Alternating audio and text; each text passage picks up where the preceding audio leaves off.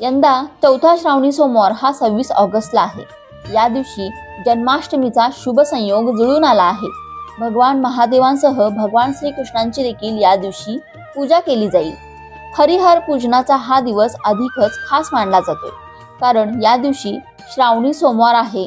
त्यासोबतच शशयोग, सर्वार्थ सिद्धी योग, गजकेशरी योगासह धनयोग, त्रिग्रही योग जुळून आले आहेत।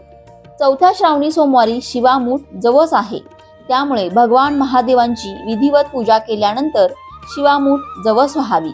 या दिवशी भगवान श्रीकृष्णांचं ध्यान करावं।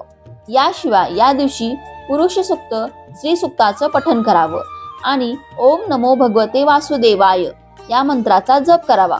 त्याचबरोबर या दिवशी भगवान श्रीकृष्णाला पिवळी फुले, पिवळे वस्त्र आणि पिवळे मिष्ठान्न अर्पण करून श्रीकृष्णांची विधिवत पूजा करावी। श्रीकृष्ण जन्माष्टमीच्या खूप खूप शुभेच्छा।